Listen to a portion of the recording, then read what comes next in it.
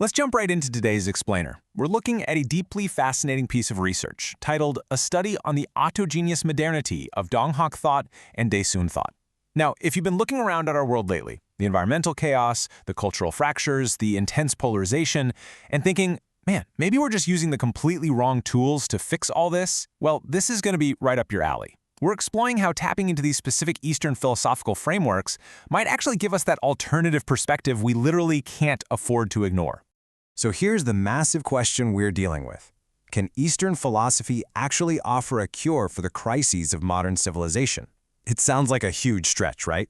But this study rigorously argues that the frameworks of Donghak and Daesun thought might hold the exact answers we're searching for.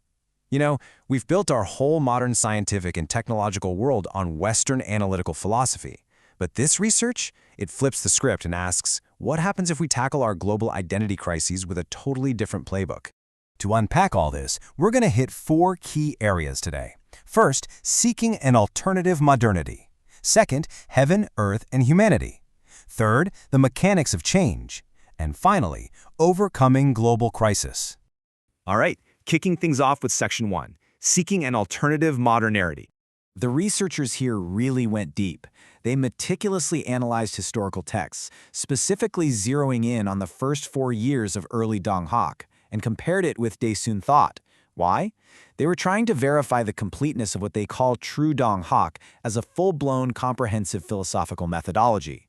They weren't just blowing the dust off old history books. They were actively trying to rediscover a system of thought robust enough to stand toe-to-toe with modern Western philosophy. And that brings us to the absolutely crucial concept of the study, autogenous modernity. You're going to hear this phrase a lot today, but what it essentially means is a self-generated, homegrown modernity. Think about it. When we hear the word modernity, our brains almost instantly go to Western industrial and scientific progress, right? But this study argues for an Eastern, self-generated approach. The East developed its own distinct, philosophically solid way to be modern. It's not a copy-paste of the West. It's a completely different, yet totally valid operating system for society. Moving right along to Section 2, Heaven, Earth, and Humanity. To build this cohesive worldview, the philosophy integrates 3 specific perspectives: our perception of heaven, earth, and humanity. In Korean philosophy, this is the Chun-Ji-In triad.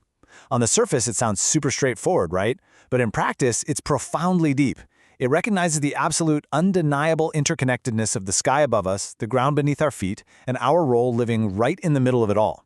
Basically, you can't isolate human problems from environmental or cosmological realities. It's all one giant integrated fabric.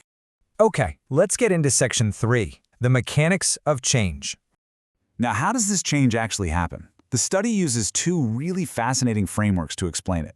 First up is liminality, a concept from anthropologist Victor Turner.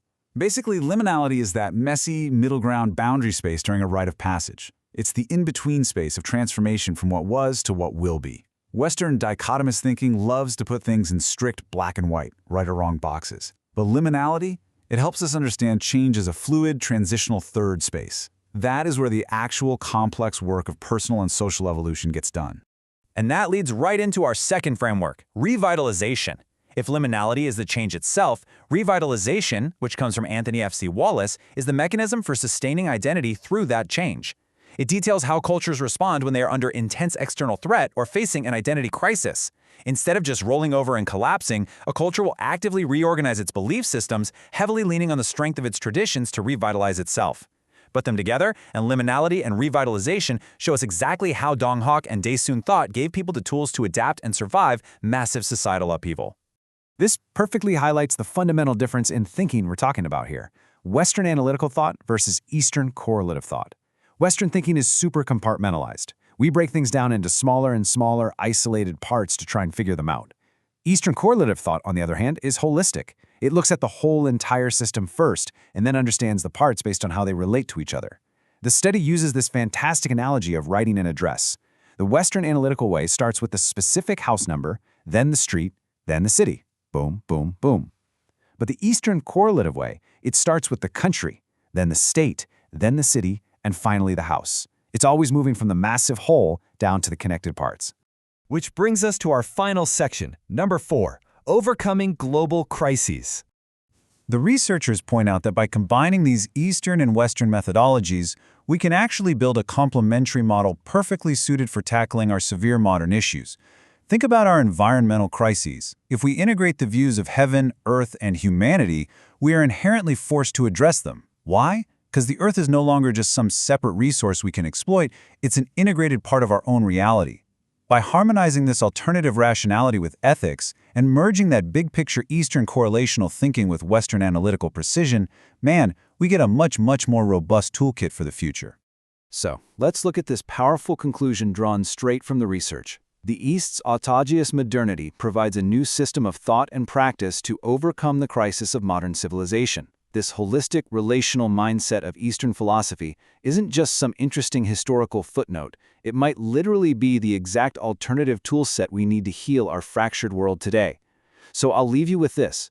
What if the answers to our hypermodern technological crises are actually found by looking back at the interconnected correlative wisdom of Donghak and Daesun thought? That is definitely something to chew on. Thanks for joining me for this explainer, and I hope it sparks you to look at the world just a little bit more holistically today.